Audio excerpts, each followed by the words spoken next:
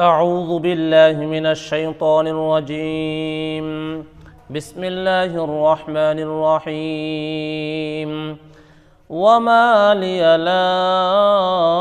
أعبد الذي فطرني وإليه ترجعون. أأتخذ من دونه آلهة إن يردني الرحمن بضر لا تغني عني شفاعتهم شيئا ولا ينقذون. إني إذا لفي ضلال مبين. إني آمنت بربكم فاسمعون. قيل ادخل الجنة قال يا ليت قومي يعلمون بما غفر لي ربي وجعلني من المكرمين. وما أنزلنا على قومه من بعده من جند من السماء وما كنا منزلين. إن كانت إلا صيحة واحدة فإذا هم خامدون. يا حسرة على العباد ما يأتيهم من رسول إلا كانوا به يستهزئون. ألم يروا كم أهلكنا قبلهم من القرون أنهم إليهم لا يرجعون. وإن كل لما جميع لدينا محضرون. وآية لهم الأرض الميتة أحييناها وأخرجنا منها حبا فمنه يأكلون. وجعلنا فيها جنات من نخيل وأعناب وفجرنا فيها من العيون ليأكلوا من ثمره وما عملته أيديهم أفلا يشكرون. سبحان الذي خلق الأزواج كلها مما تنبت الأرض من أنفسهم ومما لا يعلمون. وآية لهم الليل نسلخ منه النهار فإذا هم مظلمون. والشمس تجري لمستقر لها ذلك تقدير العزيز العليم. والقمر قدرناه منازل حتى عاد كالعرجون القديم. لا الشمس ينبغي لها أن تدرك القمر ولا الليل سابق النهار وكل في فلك يسبحون. وآية لهم أنا حملنا ذريتهم في الفلك المشحون وخلقنا لهم من مثله ما يركبون. وإن نشأ نغرقهم فلا صريخ لهم ولا هم ينقذون إلا رحمة منا ومتاعا إلى حين. وإذا قيل لهم اتقوا ما بين أيديكم وما خلفكم لعلكم ترحمون. وما تأتيهم من آية من آيات ربهم إلا كانوا عنها معرضين. وإذا قيل لهم أنفقوا مما رزقكم الله قال الذين كفروا للذين آمنوا أنطعم من لو يشاء الله أطعمه إن أنتم إلا في ضلال مبين. ويقولون متى هذا الوعد إن كنتم صادقين ما ينظرون إلا صيحة واحدة تأخذهم وهم يخصمون فلا يستطيعون توصية ولا إلى أهلهم يرجعون. ونفخ في الصور فإذا هم من الأجداث إلى ربهم ينسلون. قالوا يا ويلنا من بعثنا من مرقدنا هذا ما وعد الرحمن وصدق المرسلون. إن كانت إلا صيحة واحدة فإذا هم جميع لدينا محضرون. فاليوم لا تظلم نفس شيئا ولا تجزون إلا ما كنتم تعملون. إن أصحاب الجنة اليوم في شغل فاكهون هم وأزواجهم في ظلال على الأرائك متكئون لهم فيها فاكهة ولهم ما يدعون سلام قولا من رب رحيم. وامتازوا اليوم أيها المجرمون ألم أعهد إليكم يا بني آدم ألا تعبدوا الشيطان إنه لكم عدو مبين. وأن اعبدوني هذا صراط مستقيم ولقد أضل منكم جبلا كثيرا أفلم تكونوا تعقلون هذه جهنم التي كنتم توعدون اصلوها اليوم بما كنتم تكفرون اليوم نختم على أفواههم وتكلمنا أيديهم وتشهد أرجلهم بما كانوا يكسبون ولو نشاء لطمسنا على أعينهم فاستبقوا الصراط فأنى يبصرون ولو نشاء لمسخناهم على مكانتهم فما استطاعوا مضيا ولا يرجعون ومن نعمره ننكسه في الخلق أفلا يعقلون وما علمناه الشعر ما ينبغي له إن هو إلا ذكر وقرآن مبين لينذر من كان حيا ويحق القول على الكافرين أولم يروا أنا خلقنا لهم مما عملت أيدينا أنعاما فهم لها مالكون وذللناها لهم فمنها ركوبهم ومنها يأكلون ولهم فيها منافع ومشارب أفلا يشكرون واتخذوا من دون الله آلية لعلهم ينصرون لا يستطيعون نصرهم وهم لهم جند محضرون فلا يحزنك قولهم إنا نعلم ما يسرون ما يعلنون أولم يرى الإنسان أنا خلقناه من نطفة فإذا هو خصيم مبين وضرب لنا مثلا ونسي خلقه قال من يحيي العظام وهي رميم قل يحييها الذي أنشأها أول مرة وهو بكل خلق عليم الذي جعل لكم من الشجر الأخضر نارا فإذا أنتم منه توقدون أوليس الذي خلق السماوات والأرض بقادر على أن يخلق مثلهم بلى وهو الخلاق العليم إنما أمره إذا أراد شيئا أن يقول له كن فيكون فسبحان الذي بيده ملكوت كل شيء وإليه ترجعون سورة الصافات مكية بسم الله الرحمن الرحيم والصافات صفا فالزاجرات زجرا فالتاليات ذكرا إن إلهكم لواحد رب السماوات والأرض ما بينهما رب المشارق إنا زينا السماء الدنيا بزينة الكواكب وحفظا من كل شيطان مارد لا يسمعون إلى الملأ الأعلى ويقذفون من كل جانب دحورا ولهم عذاب واصب إلا من خطف الخطفة فأتبعه شهاب ثاقب فاستفتهم أهم أشد خلقا أم من خلقنا إنا خلقناهم من طين لازب بل عجبت ويسخرون وإذا ذكروا لا يذكرون وإذا رأوا آية يستسخرون وقالوا إن هذا إلا سحر مبين أإذا متنا وكنا ترابا وعظاما أإنا لمبعوثون أو آباؤنا الأول قل نعم وأنتم داخرون فإنما هي زجرة واحدة فإذا هم ينظرون وقالوا يا ويلنا هذا يوم الدين هذا يوم الفصل الذي كنتم به تكذبون احشروا الذين ظلموا وأزواجهم وما كانوا يعبدون من دون الله هل ينصروا من دون الله فاهدوهم إلى صراط الجحيم وقفوهم إنهم مسؤول ما لكم لا تناصرون بل هم اليوم مستسلمون وأقبل بعضهم على بعض يتساءلون قالوا إنكم كنتم تأتوننا عن اليمين قالوا بل لم تكونوا مؤمنين وما كان لنا عليكم من سلطان بل كنتم قوما طاغين فحق علينا قول ربنا إنا لذائقون فأغويناكم إنا كنا غاوين فإنهم يومئذ في العذاب مشتركون إنا كذلك نفعل بالمجرمين إنهم كانوا إذا قيل لهم لا إله إلا الله يستكبرون ويقولون أئنا لتاركوا آلهتنا لشاعر مجنون بل جاء بالحق وصدق المرسلين إنكم لذائق العذاب الأليم ما تجزون إلا ما كنتم تعملون إلا عباد الله المخلصين أولئك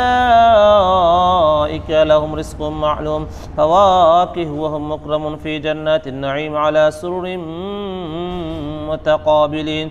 يطاف عليهم بكأس من معين بيضاء لذة للشاربين لا فيها غول ولا هم عنها ينزفون وعنده قاصرات الطرف عين كأنهن بيض مكنون فأقبل بعضهم على بعض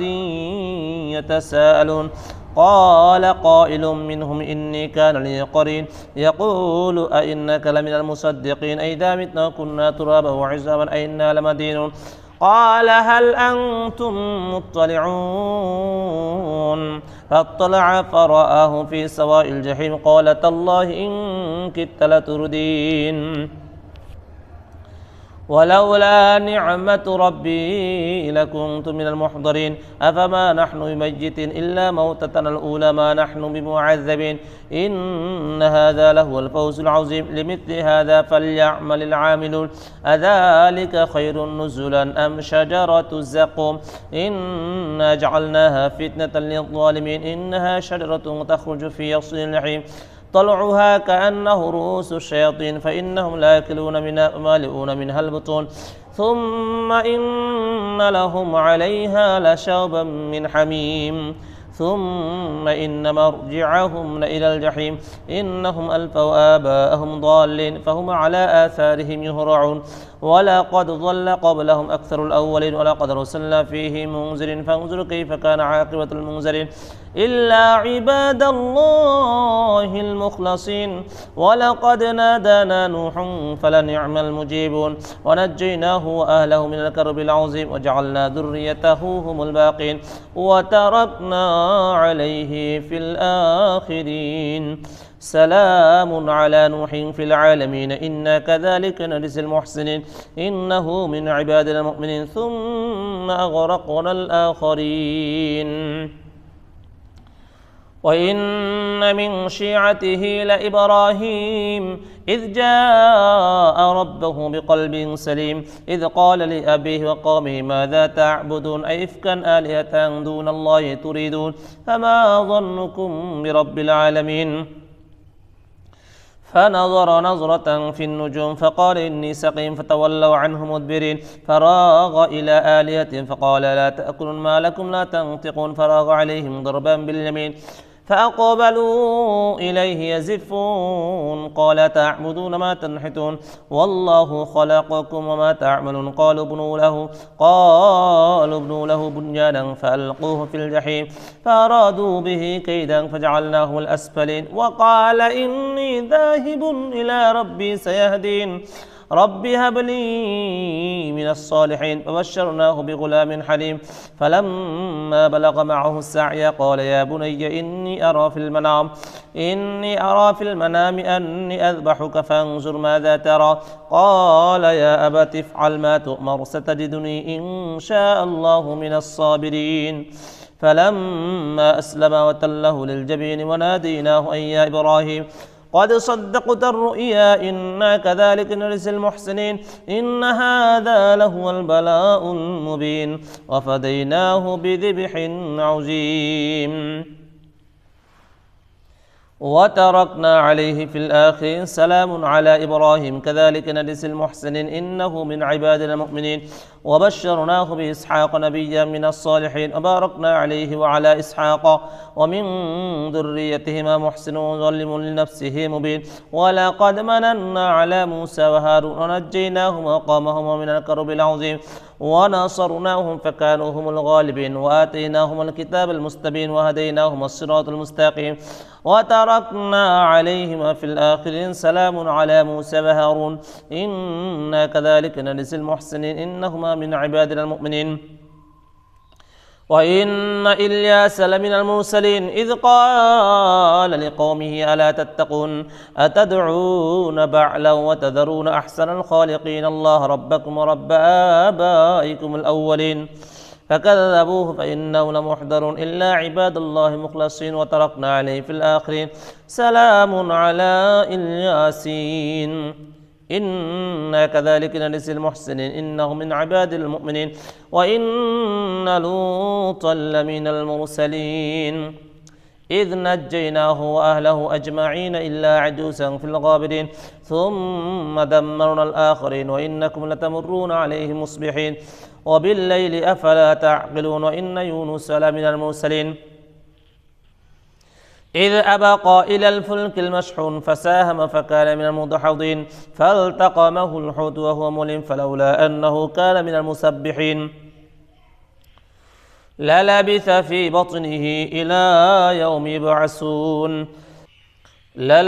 في بطنه إلى يوم يبعثون فنبذناه بالعراء وهو سقيم وأنبتنا عليه من شجرة من يقطين وأرسلناه إلى 100,000 أو يزيدون فآمنوا فمتعناهم إلى حين فاستفتهم ألربك البنات ولهم البنون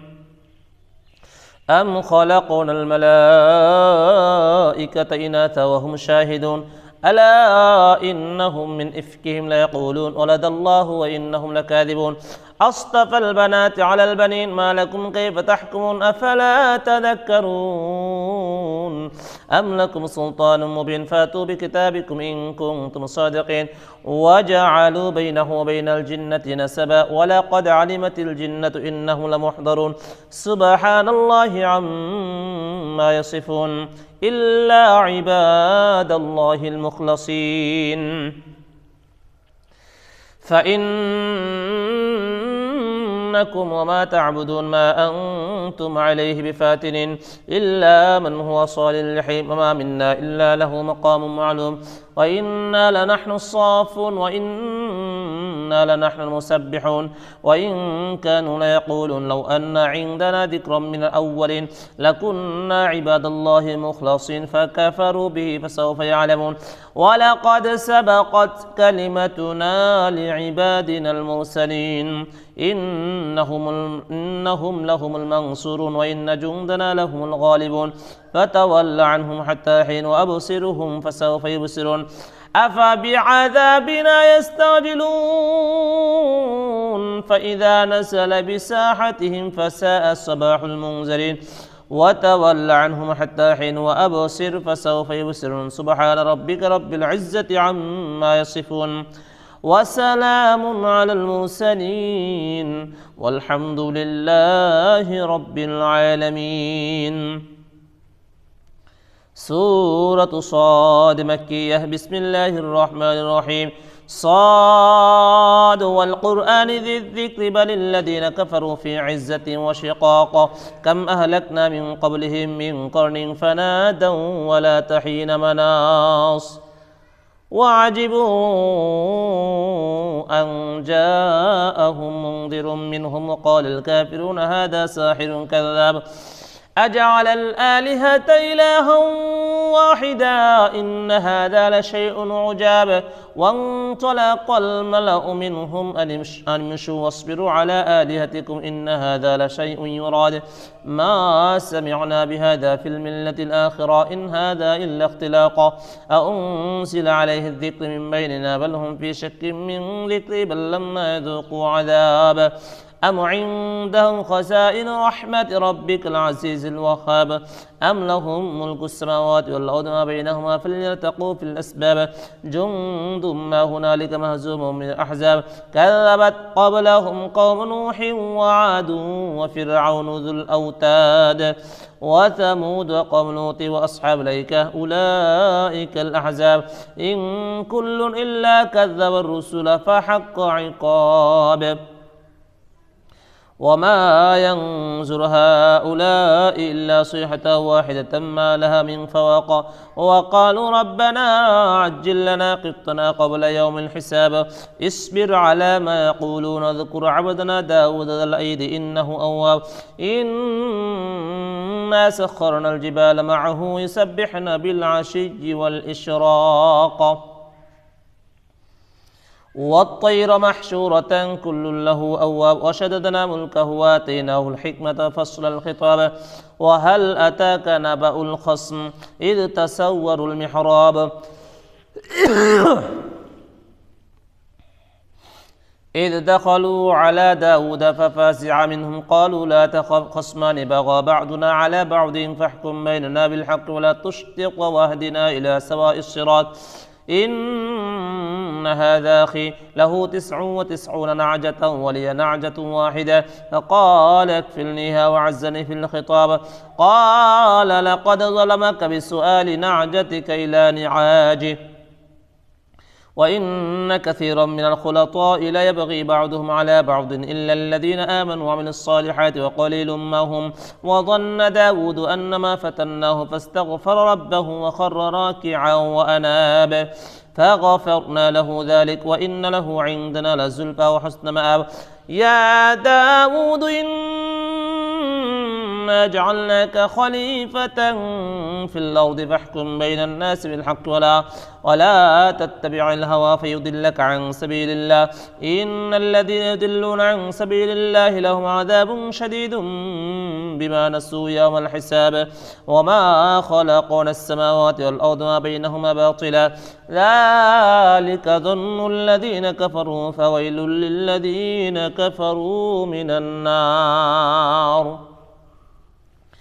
أم نجعل الذين آمنوا وعملوا الصالحات كالمفسدين في الأرض أم نجعل المتقين كالفجار كتاب أنزلناه إليك مبارك ليدبروا آياته وليتذكر أولو الألباب ووهبنا لداود سليمان نعم العبد إنه أواب إذ عرض عليه بالعشي صافنات الجياد فقال إني أحببت حب الخير عن ذكر ربي حتى توارت بالحجاب ردوها علي فطفق مسحا بالسوق والأعناق ولقد فتنا سليمان والقينا على كرسيه جسدا ثم أناب قال رب اغفر لي وهب لي ملكا لا ينبغي لأحد من بعدي إنك أنت الوهاب فسخرنا له الريح تجري بأمره رخاء حيث أصاب والشياطين كل بناء وغواص وآخرين مقرنين في الأصفاد هذا عطاؤنا فامنن أو أمسك بغير حساب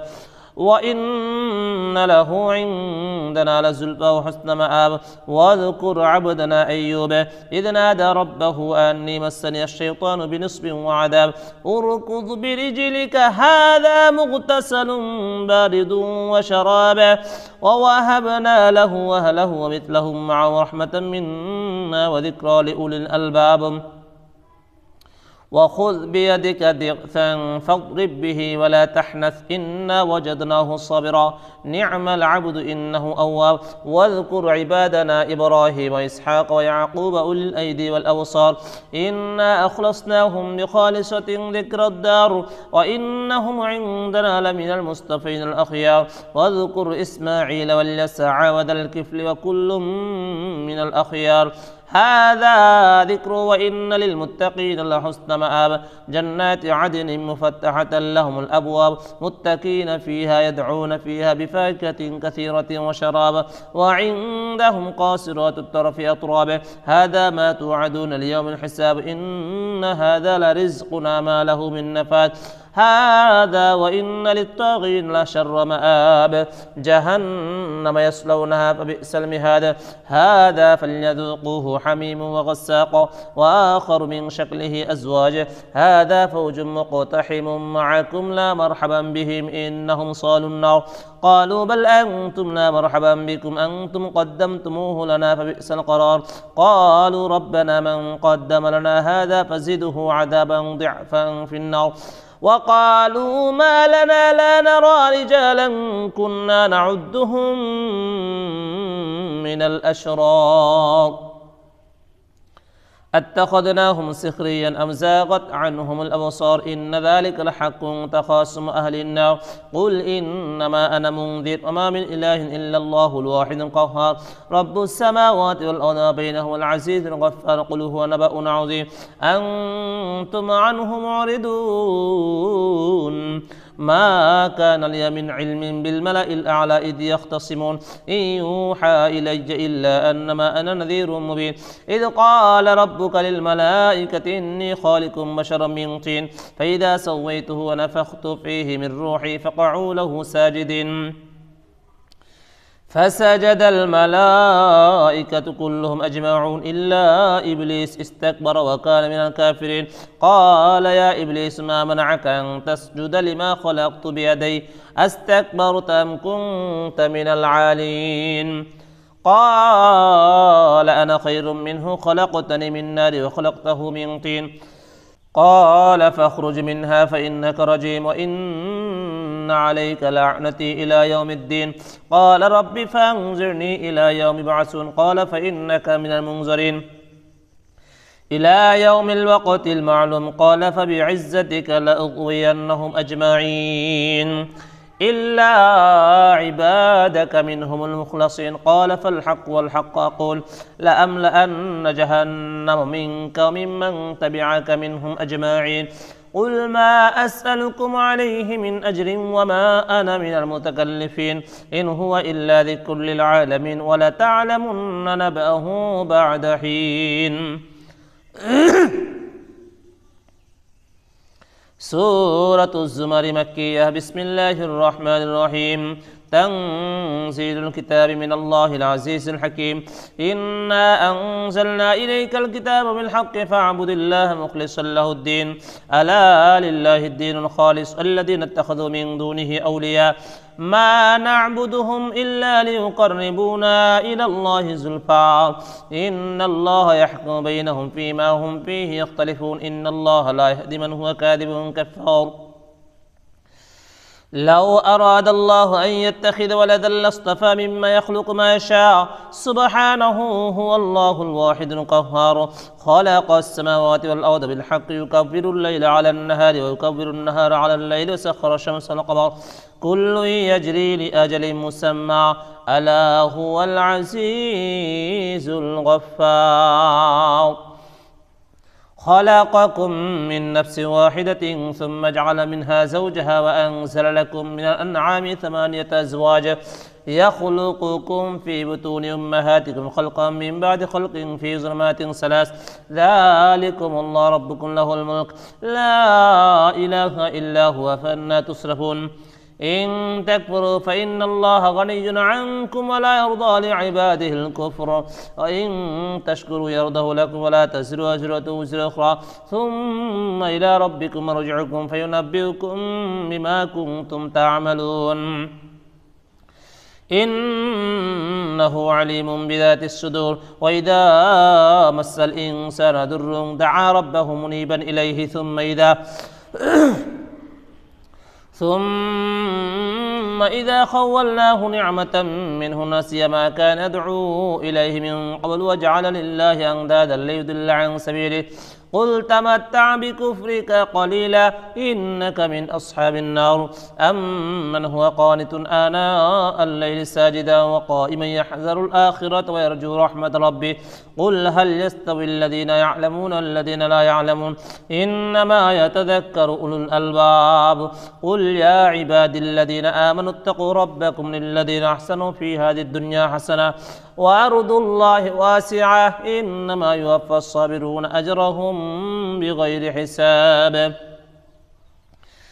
قل إني أمرت أن أعبد الله مخلصا له الدين وأمرت لأن أكون أول المسلمين قل إني أخاف إن عصيت ربي عذاب يوم عظيم قل الله أعبد مخلصا له ديني فاعبدوا ما شئتم من دونه قل إن الخاسرين الذين خسروا أنفسهم وأهليهم يوم القيامة ألا ذلك هو الخسران المبين لهم من فوقهم ظلل من النار ومن تحتهم ظلل ذلك يخوف الله به عباده يا عباد فاتقون والذين اجتنبوا الطاغوت أن يعبدوها وأنابوا إلى الله لهم البشرى فبشر عباده الذين يستمعون القول فيتبعون أحسنه أولئك الذين هداهم الله وأولئك هم أولو الألباب أفمن حق عليه كلمة العذاب أفأنت تنقذ من في النار لكن الذين اتقوا ربهم لهم غرف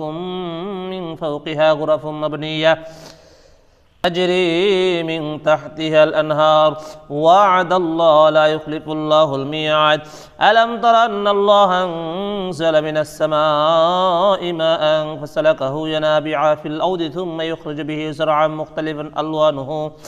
ألوانه ثم يهيج فتراه مصفرا ثم يجعله حطاما إن في ذلك لذكرى لأولي الألباب أفمن شرح الله صدره للإسلام فهو على نور من ربه فويل للقاسية قلوبهم من ذكر الله أولئك في ضلال مبين الله نزل أحسن حديث كتابا متشابها مثانية تقشعر منه جلود الذين يخشون ربهم ثم تلين جلودهم وقلوبهم إلى ذكر الله ذلك هدى الله يهدي به من يشاء ومن يضلل الله فما له من هاد أفمن يتقي بوجه سوء العذاب يوم القيامة وقيل للظالمين ذوقوا ما كنتم تكسبون كذب الذين من قبلهم فأتاهم العذاب من حيث لا يشعرون فأذاقهم الله الخزي في الحياة الدنيا والعذاب الآخرة أكبر لو كانوا يعلمون ولقد ضربنا للناس في هذا القرآن من كل مثل لعلهم يتذكرون قرآنا عربيا غير ذي عوج لعلهم يتقون ضرب الله مثلا رجلا فيه شركاء متشاكسون ورجلا سلما لرجل هل يستويان مثلا الحمد لله بل أكثرهم لا يعلمون إنك ميت وإنهم ميتون ثم إنكم يوم القيامة عند ربكم تختصمون صدق الله العظيم সম্মানিত দর্শক শ্রোতা এতক্ষণ পর্যন্ত পবিত্র মাহে রমজানের বিশেষ আমল খতমে কোরআনের 23 নম্বর পারার তেলাওয়াত শুনেছেন যারা শুরু থেকে শেষ পর্যন্ত শুনেছেন সকলের প্রতি একটা অনুরোধ রইল যে এই পারার মধ্যে একটি তেলাওয়াতের সেজদা ছিল অর্থাৎ একটি সেজদার আয়াত ছিল আমরা যারা শুনেছি শুরু থেকে শেষ পর্যন্ত মেহেরবানি করে সেজদাটা আদায় করব যারা আমার চ্যানেলটিকে সাবস্ক্রাইব করেছেন লাইক কমেন্ট শেয়ার করেছেন তাদের অসংখ্য ধন্যবাদ যারা এখনও এই চ্যানেলটিকে সাবস্ক্রাইব করেননি লাইক কমেন্ট শেয়ার করেননি মেহেরবানি করে সকলে লাইক কমেন্ট শেয়ার করবেন ইনশাআল্লাহ